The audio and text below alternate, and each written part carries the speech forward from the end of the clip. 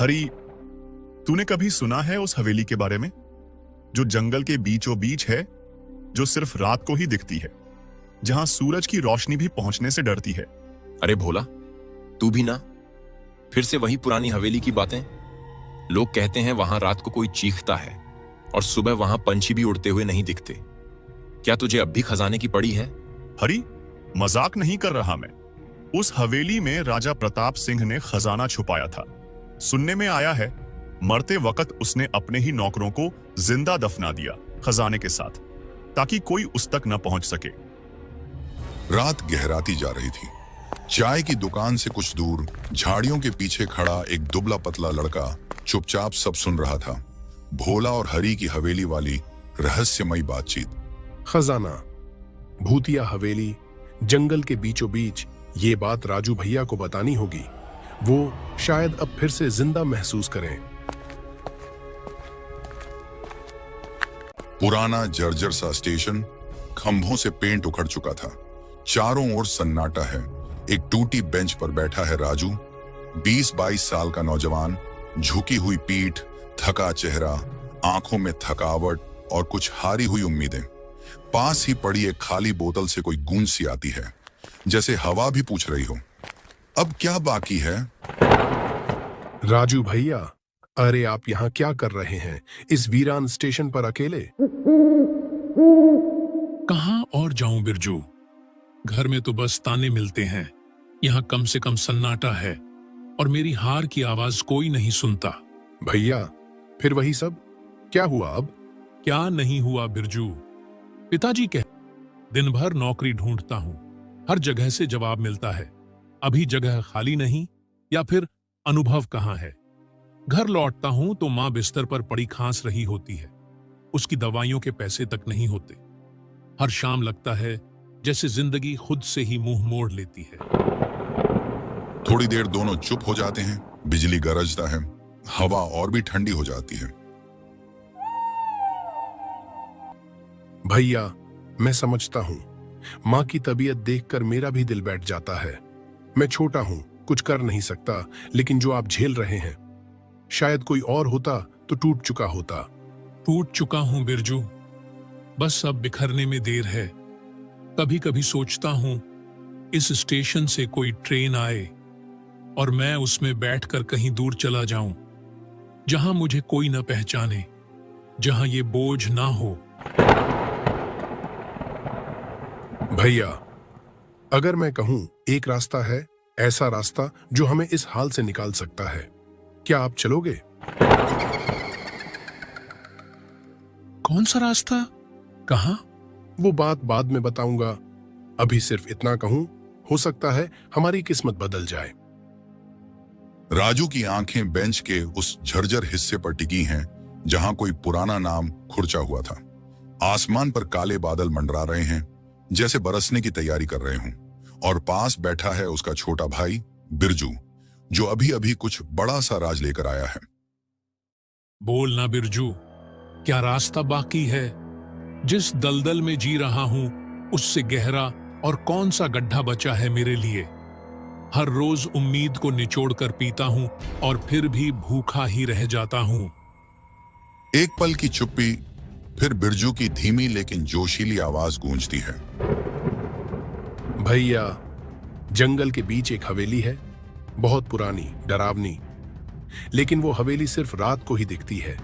लोग कहते हैं वहां खजाना छुपा है, राजा प्रताप सिंह का खजाना, पर कोई लौटा नहीं जो गया वहां। आज चाय की दुकान पर भोला और हरी की बातें सुनी मैंने, भूत प्रेत, आत्माएं, लेकिन खजाना भी सच है। क्या बकवास कर रहा है तू? भूतिया हवेली, खजाना? तेरे भैया की जिंदगी वैसे ही भूतों से घिरी है। गरीबी, बीमारी, ताने, फटे कपड़े। अब क्या सच में भूतों से लड़ने जाना है? हाँ भैया, क्योंकि हमारे पास और कुछ बचा नहीं है। ये रास्ता चाहे डरावना हो, लेकिन इससे ज्यादा बुरा वो है जो रोज जी रहे हैं हम। कम से कम वहां उम्मीद है, डर के पार शायद कुछ सुनहरा। और अगर मर भी गए तो इस बदनसीब जिंदगी से तो छूट ही जाएगा। राजू का चेहरा बदलता है। आंखों में नमी और गुस्से का मिला जुला तूफान उठता है। तू कहता है डर के उस पार कुछ है, तो चल देखेंगे वो भूत डरावना है या मेरी बर्बाद जिंदगी। चल बिरजू, आखिरी उम्मीद लेकर चलते हैं, या तो खजाना या मौत, और दोनों ही हमारे लिए इनाम होंगे। दोनों कुछ देर चुप रहते हैं। स्टेशन की लाइट झपकती है, हवा तेज हो जाती है। दूर पटरी पर कोई कुत्ता रोता है, जैसे किसी अनजानी विदाई की आहट। कल रात निकलेंगे भैया हवेली की ओर, और जो होगा देखा जाएगा।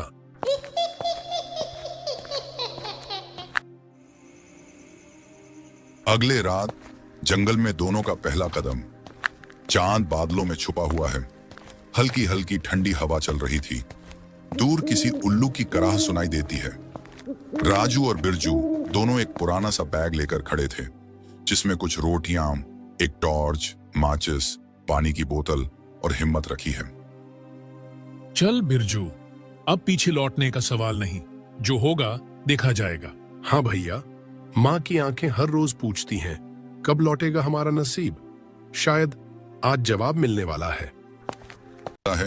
चारों ओर का माहौल एकदम खामोश हो जाता है, जैसे पत्ते भी उनके डर को महसूस कर थम गए हों। हवा अब अजीब सी फुसफुसाहटों में बदलने लगती है। भैया, ये कैसी आवाज है? सुनो ना, जैसे कोई धीरे धीरे कुछ बड़बड़ा रहा हो। शायद पत्तों की आवाज है, या फिर हमारी सोच का खेल। डर को मौका दोगे तो वो सिर चढ़ जाएगा बिरजू। दोनों आगे बढ़ते हैं। रास्ता अब और संकरा और सुनसान हो जाता है। पास के पेड़ों से अजीब से खरखराहट की आवाजें आने लगती हैं, जैसे कोई छुपकर देख रहा हो।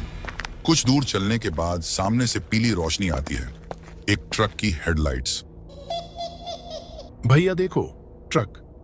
ये तो वही रास्ता है जो हवेली की तरफ जाता है। अगर बैठा ले तो बहुत जल्दी पहुंच सकते हैं, वरना 10 किलोमीटर पैदल चलना भारी पड़ेगा। देखते हैं रुकता है या नहीं, मगर सामने खड़े रहो ताकि हमें देख सके। दोनों ट्रक के सामने आकर खड़े हो जाते हैं। ट्रक की आवाज और पास आती जाती है। इंजन की गूंज जंगल की खामोशी को चीरती है। फिर अचानक ट्रक रुक जाता है। ब्रेक की आवाज जंगल में गूंजती है।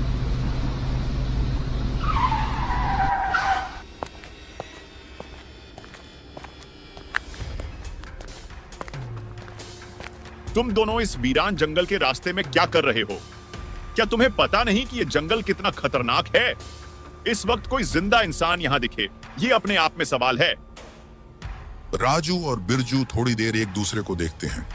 फिर राजू बोल पड़ता है, कुछ झिझकते हुए। जी, हम अपने एक रिश्तेदार के घर जा रहे हैं। वो थोड़ी दूर बस्ती में रहता है।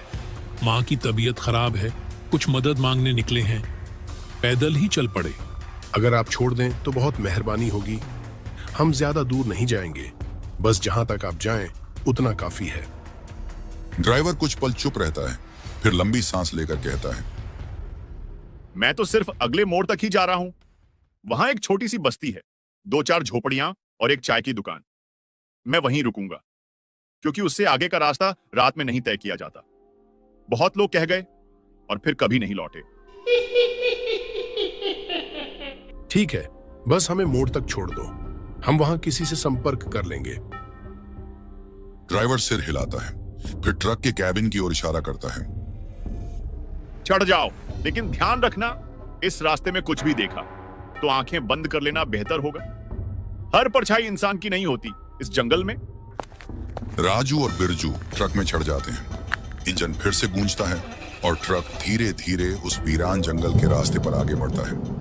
बाहर हर पेड़, हर झाड़ी अंधेरे में कोई गुप्त रहस्य छिपाए हुए लगता है, और ट्रक की हेडलाइट्स सिर्फ उतना ही दिखा रही हैं जितना जानना जरूरी है। राजू, बिरजू और ड्राइवर तीनों चुप थे। बस इंजन की गूंज और टायरों की सड़क से रगड़ती आवाज साथ दे रही थी। अचानक ट्रक एकदम से ब्रेक मारता है। ट्रक झटके से रुकता है। वो क्या है? हेडलाइट्स की रोशनी में सड़क के ठीक बीचों बीच एक बूढ़ी औरत खड़ी थी, सफेद कड़पे में, सिर झुका हुआ, बाल बिखरे हुए। वह बिल्कुल न हिल रही थी, न कोई आवाज निकाल रही थी, बस खड़ी है जैसे रास्ता रोक रही हो। शायद किसी को मदद चाहिए। देखो तो कैसी कांप रही है। इतनी रात को जंगल के बीच कोई औरत ऐसे क्यों खड़ी होगी अगर मुसीबत में ना हो? नहीं नहीं, ये कोई इंसान नहीं हो सकती। मैंने इससे पहले भी सुना है, ऐसी औरतें जंगल के रास्ते में दिखती हैं और फिर। पर जैसे हमने आपको रोका था, क्या पता ये भी किसी मुसीबत में हो। ऐसे वक्त में कोई साथ न दे तो कैसा इंसान। राजू बिना कुछ कहे दरवाजा खोलता है और नीचे उतरता है। बिरजू भी उसके पीछे उतर जाता है। ड्राइवर घबराकर वहीं बैठा रहता है, कुछ मंत्र सा बड़बड़ाता है। दोनों भाई ट्रक के सामने जाकर देखते हैं, लेकिन वहां कोई नहीं होता। न कोई बूढ़ी औरत, न सफेद कपड़ा, न कोई पदचिह्न, बस सड़क और आसपास के पेड़ जिनकी शाखाएं अब और भी ज्यादा डरावनी लगने लगी थी। भैया, वो कहाँ गई? मैंने तो साफ देखा था, वो यहीं खड़ी थी, एकदम यहीं।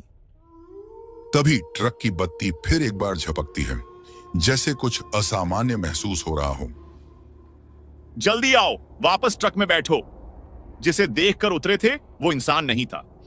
अब यहां जितनी देर रुकोगे उतनी जिंदगी छोटी होगी। ट्रक की रफ्तार अचानक तेज हो जाती है। ड्राइवर अब कुछ नहीं बोल रहा। उसकी आंखें चौड़ी हो गई हैं, सांसें तेज चल रही हैं, जैसे जान बचाने के लिए ट्रक चला रहा हो। बिरजू और राजू पीछे बैठकर एक दूसरे को देख रहे हैं। दोनों समझ रहे हैं कि कुछ गलत हो रहा है, लेकिन अब पीछे लौटना मुमकिन नहीं। कुछ देर बाद ट्रक एक तीखे मोड़ पर पहुंचता है, जहां ड्राइवर ने कहा था कुछ बस्तियां हैं, लोग रहते हैं और वो रात वहीं बिताता है। ट्रक रुकता है, इंजन बंद, तीनों नीचे उतरते हैं। भैया, ये बस्ती कहाँ है? यहां तो कुछ भी नहीं है, न कोई घर, न झोपड़ी, बस टूटी हुई जमीन, सूखे पेड़ और सन्नाटा, इतना गहरा कि सांस भी सुनाई दे रही है। चारों ओर अजीब सी आवाजें गूंजने लगती हैं, मानो कोई कुछ बड़बड़ा रहा हो, कोई दूर से हंस रहा हो, कोई पास आकर फूंक मार रहा हो। पेड़ों की शाखाएं बिना हवा के हिल रही हैं, मिट्टी में बिना पैर के निशान उभर रहे हैं और फिर गायब हो जा रहे हैं। नहीं नहीं, ये वही जगह है। मैं हर हफ्ते यहां रुकता हूं। यहां लोग थे, घर थे, चाय मिलती थी। ये सब कहां गया? ये सब कैसे गायब हो गया? वो कांपते हुए पीछे हटता है। एकाएक उसकी आंखें पलट जाती हैं और वह वहीं जमीन पर गिरकर बेहोश हो जाता है। भैया, अब क्या करें? वो चला गया, अब हम अकेले हैं। ये जंगल हमें निगल जाएगा। क्या हमें लौट जाना चाहिए? कहां लौटेंगे बिरजू? पीछे पिताजी की गालियां हैं, मां की बीमारी है, भूखे पेट की चुप्पी है। हम जो भी हैं, जैसे भी हैं, सिर्फ इसलिए क्योंकि हमें कुछ चाहिए, एक आखिरी मौका। अब डर के लिए जगह नहीं है। चल, पैदल चलेंगे। जिस मंजिल को पाने निकले हैं, अगर वहीं से मुड़ गए तो जिंदगी भर झुककर ही चलना पड़ेगा। बिरजू राजू की बात सुनकर सहमति में सिर हिलाता है। दोनों ड्राइवर को पेड़ के नीचे आराम से लिटा देते हैं। पास रखे पानी की बोतल से उसके माथे पर पानी डालते हैं। अगर जिंदा लौटे तो इसे उठा लेंगे, वरना यह जगह खुद बताएगी कि हमारे साथ क्या हुआ था। दोनों एक बार मुड़कर बेहोश ड्राइवर की ओर देखते हैं, फिर दिल में डर लिए हवेली की ओर कदम बढ़ा देते हैं। अब अंधेरा और घना हो चुका है। अब हवेली दूर नहीं और उनकी किस्मत भी। जंगल का गहराता अंधेरा और हवेली की ओर जाती सुनसान पगडंडी। राजू और बिरजू पेड़ों के बीच से रास्ता बनाते हुए आगे बढ़ते हैं। हवा अब कुछ कहती सी लगती है, जैसे कोई पुराने जमाने की भाषा में चेतावनी दे रही हो। फिर अचानक कुछ दूर पर एक हल्की नीली चमक दिखती है। भैया, वो देखो, वो घोड़ा है। अरे हां, मगर घोड़े की चमक कैसी है? उसका शरीर जैसे रोशनी से बना हो और उसकी आंखें इंसानों जैसी। दोनों धीरे धीरे उसके पास जाते हैं। घोड़ा चमकदार सफेद है, उसकी आंखों में नीला तेज है। वह बहुत शांत खड़ा है, लेकिन जैसे ही वे पास पहुंचते हैं, उसकी गूंजती हुई आवाज सुनाई देती है। रुको, बहुत हिम्मत है तुम दोनों में, जो हवेली की दहलीज तक पहुंचने की जुर्रत कर रहे हो। मगर सुन लो, यह हवेली तुम्हें निगल जाएगी। वो पत्थर की नहीं, जीवित है, सांस लेती है। हर दीवार एक आत्मा है और हर छत एक कैद। अब भी लौट सकते हो। बिरजू चौंक कर पीछे हटता है, डर से कांपते हुए बोलता है, भैया, ये घोड़ा ये बात कर रहा है। ये कोई साधारण जानवर नहीं है, ये कुछ और है। मैं हूं हवेली का पहला पहरेदार, आत्माओं का रक्षक। तुम्हारा इरादा जान चुका हूं, पर तुम ये नहीं जानते कि तुम क्या लेने जा रहे हो। वो खजाना जिसे तुम खोज रहे हो, उसकी कीमत सिर्फ जान नहीं है, आत्मा भी है। एक बार अंदर गए तो या तो अमीर बनकर लौटोगे या फिर कभी नहीं लौटोगे। दोनों भाई कुछ पल चुप खड़े रहते हैं। फिर राजू आगे बढ़कर कहता है, हम जान रहे हैं कि रास्ता आसान नहीं है, लेकिन हमारे पीछे कुछ नहीं बचा और सामने शायद आखिरी मौका है। अगर हमें मरना ही है तो कोशिश करते हुए मरना बेहतर है। घने जंगल में चमकता जादुई घोड़ा आगे आगे चल रहा था, पीछे पीछे राजू और बिरजू। भैया, अब वापस जाने का भी रास्ता नहीं बचा। घोड़ा भी कुछ नहीं बोल रहा, सन्नाटा बढ़ता ही जा रहा है। हम पीछे नहीं हटेंगे, जो डरते हैं वो जीते नहीं। घोड़ा एक जगह रुकता है। सामने दूर से हवेली दिखाई देती है, विशाल, टूटी हुई, मगर जैसे जी रही हो। मैं यहीं तक साथ दे सकता हूं। अब तुम्हारा सफर शुरू होता है। हवेली जाग गई है, बचना है तो आंख और आत्मा दोनों खोलकर चलना। घोड़ा अचानक हवा में विलीन हो जाता है, उसकी चमक जैसे पेड़ों में घुल जाती है। राजू और बिरजू भारी कदमों से हवेली के गेट की ओर बढ़ते हैं। अचानक एक जोरदार ठंडी हवा चलती है, हवेली की खिड़कियां खुद ब खुद खुल जाती हैं और दरवाजे की दरारों से स्याह धुआं बाहर आने लगता है। तभी एक भयानक हंसी गूंजती है।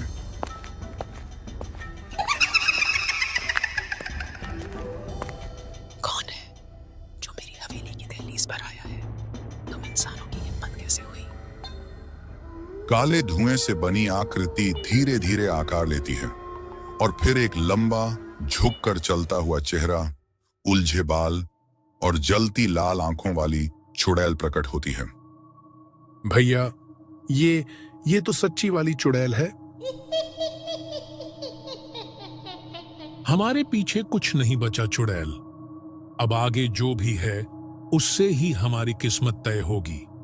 डराकर रोक नहीं पाओगी हमें। तुम्हारी आत्माएं अब हवेली की होंगी। तुम्हें डराने नहीं, निकलने आई हूं मैं। हवेली की होंगी।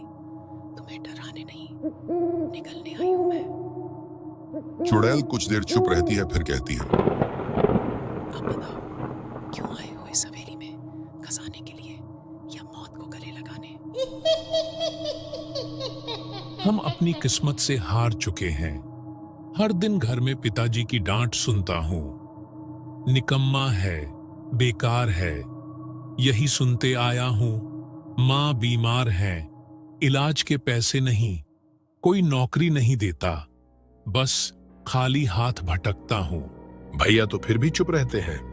मैं देखता हूं रोज कैसे रोते हैं अकेले में। हमें अब सिर्फ एक आखिरी उम्मीद चाहिए, अगर आप मदद कर सको। चुड़ैल कुछ देर चुप रहती है, उसकी डरावनी आंखें अब शांत हो जाती हैं। एक कोने में हाथ से इशारा करती है। वहां एक पुराना लोहे का पिंजरा टंगा हुआ है, जिसमें एक सुनहरा सा पंछी बैठा है, उदास और चुप। ठीक है, अगर मेरी मदद कर सको तो मैं तुम्हारी करूंगी। उस पिंजरे में जो पंछी है उसे आजाद कर दो। लेकिन ये पंछी कौन है और आपको इससे क्या मतलब? सवाल मत पूछो, सिर्फ पिंजरा खोलो। अगर नीयत सच्ची है तो तुम्हें रास्ता मिल जाएगा। दोनों भाई बिना कुछ कहे उस पिंजरे की ओर बढ़ते हैं। पंछी उन्हें देखता है, उसकी आंखों में अजीब सी मासूमियत और सदियों की थकावट है। राजू धीरे से ताला खोलता है, पिंजरे की कड़ी टूटती है। पंछी उड़ता नहीं, धीरे से निकलकर उनके सिर के ऊपर चक्कर लगाता है और आसमान की ओर उड़ जाता है। तभी हवेली में एक तेज चमक होती है और चुड़ैल की शक्ल बदलने लगती है। वह अब एक भयानक राक्षसी न होकर एक शांत रोशनी से भरी आत्मा बन चुकी है। सदियों पहले किसी ने मुझे जल से इस हवेली में बांध दिया था। मेरी आत्मा को इस पिंजरे में कैद कर दिया गया। लाखों लोग आए खजाने की चाह में, लेकिन कोई उस पंछी को नहीं छुड़ा पाया, क्योंकि सबकी नीयत में लालच था। तुम पहले हो जो अपनी ड्यूटी जिंदगी लेकर आए थे, सच्ची उम्मीद और बिना स्वार्थ के दिल से। हवेली की दीवारें चमकने लगती हैं। एक दरवाजा खुलता है जिसमें ढेर सारे सोने चांदी के बर्तन, गहने, पुराने सिक्के और कीमती किताबें भरी पड़ी हैं। सब अब तुम्हारा है। तुम्हारे जैसे ही किसी सच्चे इंसान के लिए इसे बचा कर रखा गया था। अब मैं मुक्त हूं। चुड़ैल हवा में घुलती है, एक हल्की मुस्कान के साथ। राजू और बिरजू एक दूसरे को देखते हैं। एक आंसू टपकता है, मगर इस बार दुख का नहीं, राहत का। उनकी टूटी किस्मत अब जुड़ने लगी थी। एक नई सुबह शुरू होने वाली थी। सच्ची नीयत और उम्मीद से बड़ा कोई खजाना नहीं होता। जब इंसान स्वार्थ छोड़कर दिल से किसी की मदद करता है तो किस्मत खुद उसका साथ देती है। यह कहानी हमें यह भी सिखाती है कि सबसे अंधेरी राहों में भी अगर इरादे नेक हों तो रोशनी जरूर मिलती है।